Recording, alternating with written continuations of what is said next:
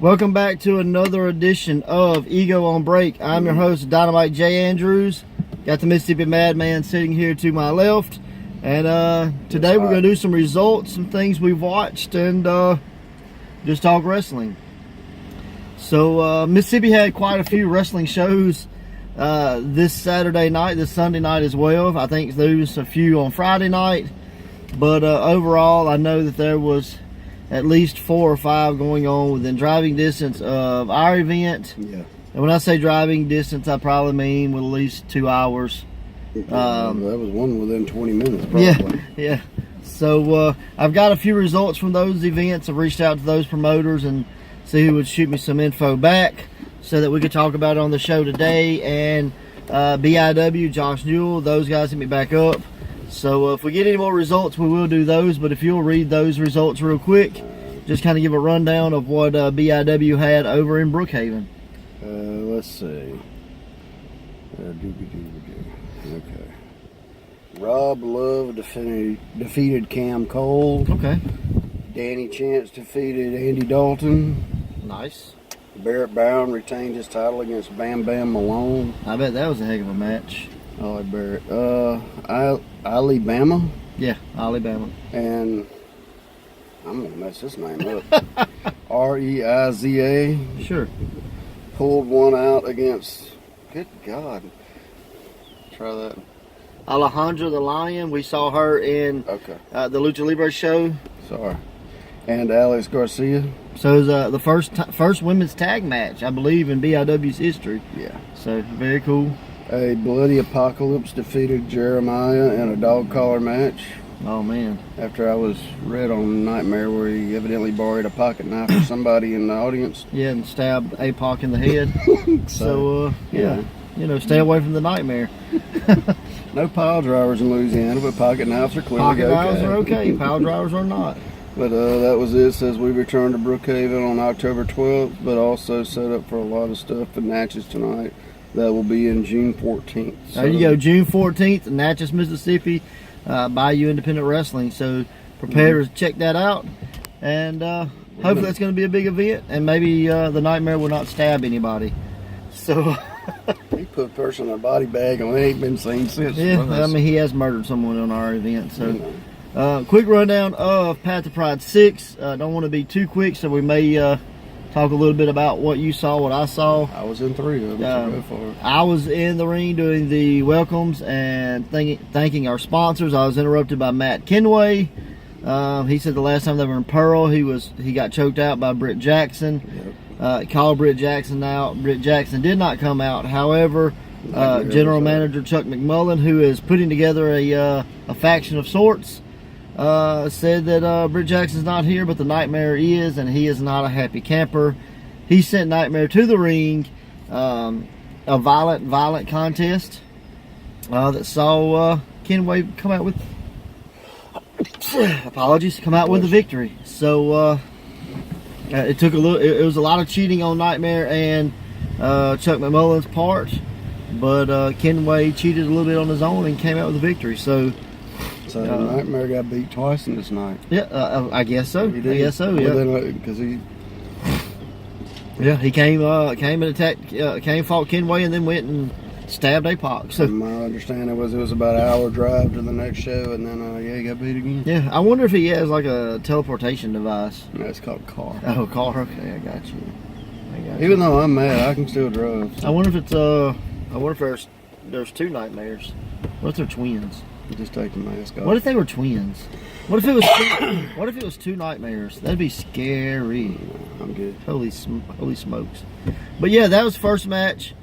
So I went back to trying to thank our sponsors and put over the things that was going on at the event when I got interrupted for the second time by Jim Sterling. By the one and only Jim Sterling, who was pretty upset that they were not on the poster, even though they were tag team champions. The disrespect that they were getting from Pro Wrestling Ego, and you know, he just wasn't a happy camper. He has the Constellation with him, -1 Ursa Major, so not sure where he was at. Yeah. But as he was running down Mississippi and this and that, and how Ego is, you know, real happy. I was in the ring with him. done whatever they do. Out comes the Renegades of Funk, which consist of Joey Abel, the Renegade, and the Pharaoh of Funk, and that's a PH instead of an F. Yeah, I know. I always been backwards on that. So they came out. Match happened.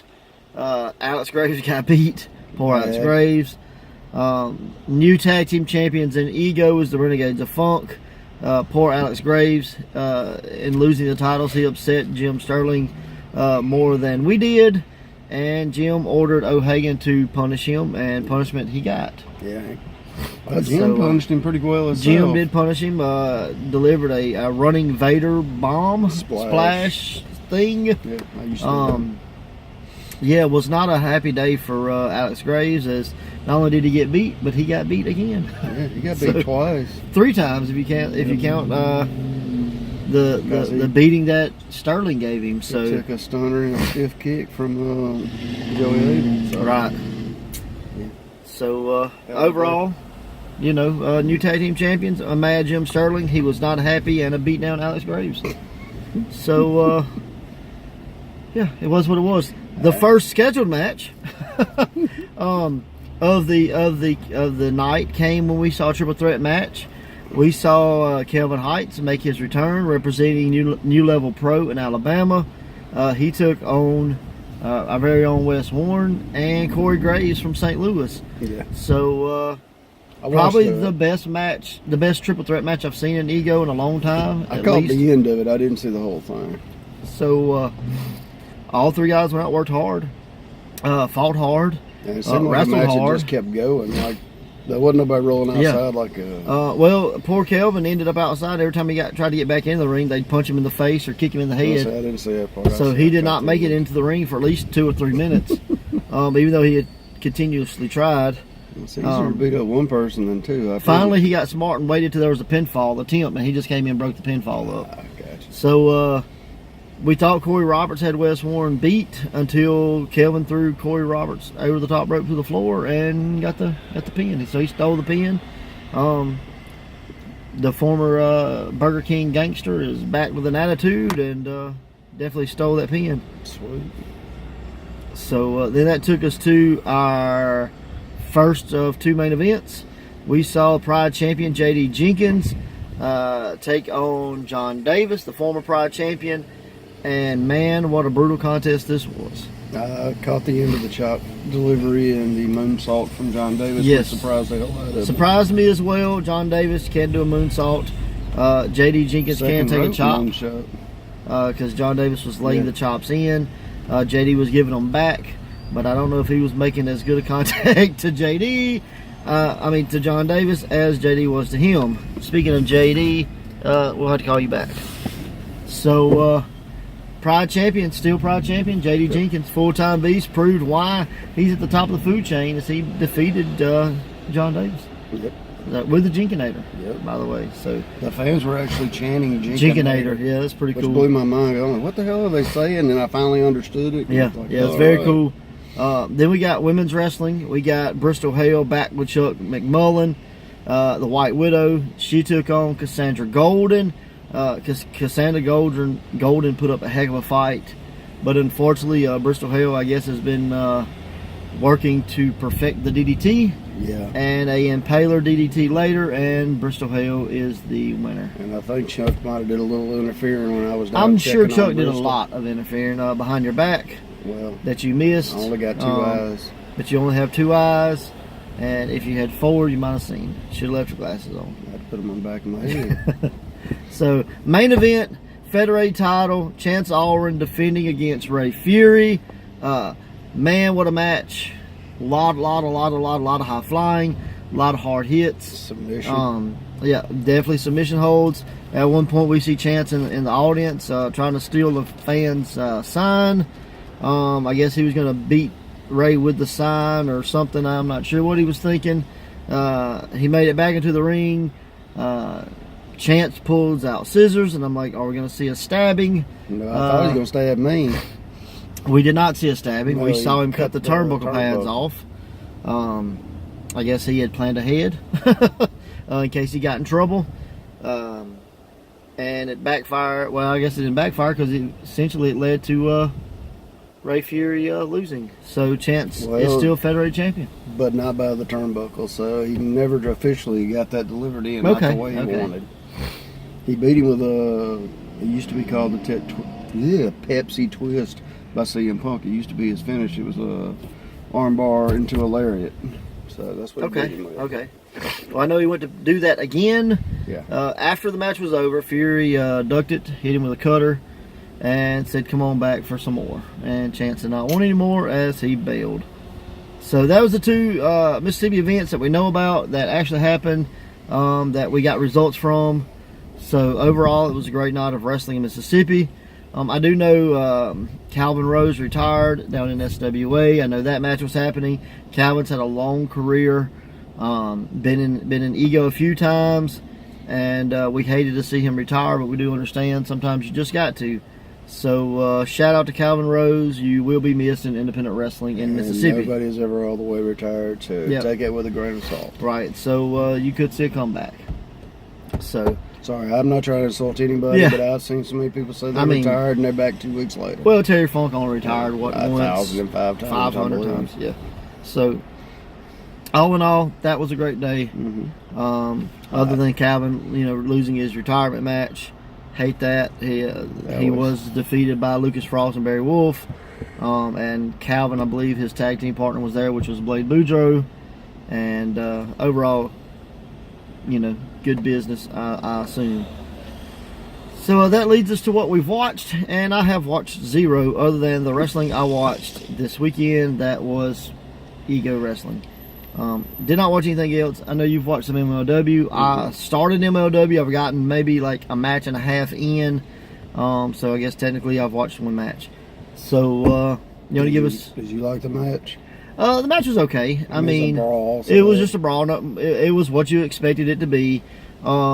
Best thing to me was Cornette kept the fact going that he did not like Sami Callihan, how dangerous Sami Callihan was, that old Matzer should not trust Sami Callihan because Sami Callihan is disgusting and a moron and dangerous and all the other stuff. Yeah.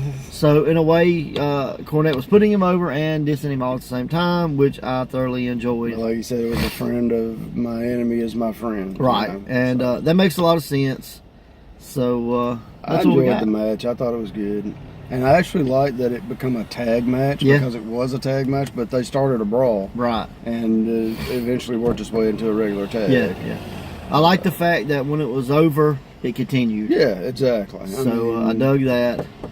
And, I figured maybe a steel cage down the line if I had to take a wild guess with the way they book an MLW. And Sami Callihan did he did win the match. Delivered the thumbs up, thumbs down pile driver to Max Ricky Martinez. So pretty cool match, fun match. I tell you so, I like Ricky Martinez better in the tag than I do singles. Yes, you got way more out of him. Right. But the second match is oh god, I won't blow it. Daga. Yeah, Daga and Tanaka. I have no idea. Yeah, Tanaka. I didn't make it that far. I just saw them advertising Daga. The match is good. It ends really with a weird pin. Kind of like the one the week before with Airwolf. Yeah. But it looks like he's going for a submission, and he actually flips it into a pin. Okay. Tanaka does. Cool. I won't spoil it for you. You'll see what it is, but it's weird. Okay. And then what else happened? Then your booking predictions are absolutely terrible because you didn't come close. Well, I tried. Yeah, you weren't even close. Swan and his little buddy. So we had Rich Swan versus Hammerstone. Yeah, Hammer Time. No. It was for the setup for the title match. No, it's Rich Swan and that's what I'm saying. Yeah, Rich Swan and Pillman was the match. Yeah, it was the match. Okay. But Pillman goes over, so now it's going to be Pillman and Hammerstone. Right. So my plan B was your plan A, which was very, very predictable. Right. But you saw it coming a mile away. Yeah, yes you did. So okay, Pillman, Hammerstone, who's winning? I still say Hammerstone, honestly. Yeah, I agree with that as well. So let's see how wrong I am. I think it's better for the For the storyline, I think it'd further it more with Hammerstone. So MLW overall, thumbs up, thumbs down, thumbs in the middle? I'd watch it again. Okay. So thumbs up for MLW. Like I say, first match was fun, but it was a brawl. You know, those are hard to film. The second match is a good match, but because it's not heel face, it's just guys doing it. It's a solid match, but who cares? You're really not really emotionally attached to it. Right. I get it. So overall, that was cool. The Madman does have a package here. Yeah, kind of. I will show it off and then let you talk about it, and you know, whatever. We got a very cool 80s lunchbox. You got some guys on there. I can't see the front of it, so you guys see who's on there. I know Hogan's on there. I know Hogan, Andre. Piper, Andre, and I think 3 Job Guys. Okay, let's check this I never out. could really tell. I forgot about Yeah, I think it's just hey, we're going to draw some wrestlers on here. Yeah, but it was. So I don't think there are anybody. Out of the Hogan, 7, Piper, and Andre. Were you got yeah. So very cool. It says Hulk Hogan and the Hulkster, trademarks of Marvel Comics. WWF Roddy Piper, Andre the Giant. The other distinctive names and all other characters likeness used are trademarks of Titan Sports 1985. So 1985 thermos lunchbox. My mom found that you can somewhere. see that. I gotta find the thermos for All right, what we got inside? No thermos. Action figures. Got action figures inside. So we will blind box them because I have no idea what's in there. But the Madman does. I hate assholes. Yeah. Oops, sorry. But all right, first I feel something giant. Feels like an LJN, and cool deal. It is the Iron Sheik. Got Iran on the side. Does have the pointy-toed boots, which is very cool. He's probably the worst for wear out of all the guys I got. 1984. He has a giant 2 on his butt. So I'm assuming this is from Series 2. Yeah, that's what I thought. But I could be wrong, but I don't think I am. There. Yeah. So there he is. Very cool. Iron Sheik. Got some things going on there. There he is over there. Like I say, it's a little worse for wear out of the ones I got. But the other one, it really doesn't go with it, but it does fit with the 80s thing. All right, so there's one other one in here. Hey, we have a Hasbro 1990 Titan Sports. Made in China. It is the Ultimate Warrior. And if you do this, and Warrior has a long neck. I don't know what that's all about. Hey, look at my neck. And he jumps. That's what it's I about. never really got it. That's what it's about. Put him on the top rope, pull his body down, and he will dive. Because Warrior is known for diving off the top rope. Never. So, very cool. You got that humpback. You know what this means? This means with a shirt on, he could have been one of the masked hunchbacks in WCW. Untenable. See, I can't pin me. Can't pin me. Oh no. You're like Samoa Joe with pay-per-view. So, your shoulders now. Very cool. I'm starting to get into these Hasbros. I am working on buying some, although that does look really weird. I don't know why. Look at my neck. Look at my neck. So, I mean, it does it because you get the springy action. I was thinking his arms went up or something. I mean, yeah, you can move his arms, but that's about it. Okay. But then he would dive off. So, super cool lunchbox. The ultimate giraffe. Yeah. Talk about a long neck. So, you know, if Warrior walked around like this today, like, you know how many memes he would be in? No kid. Oh, man, he'd be in hundreds and hundreds of memes. Thousands, millions, maybe. But, hey, let us know who do you think would win in the comments if Hasbro Ultimate Warrior took on Iron Sheik. Yeah, that's really weird looking. Let's take that down.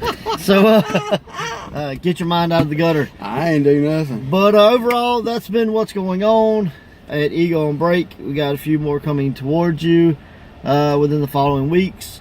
I have ordered a couple things of action figures, some mystery packs. Not mystery packs, but some lots. I've won some lots on eBay that had 5, 6 figures, 10 figures, 12 figures in each one.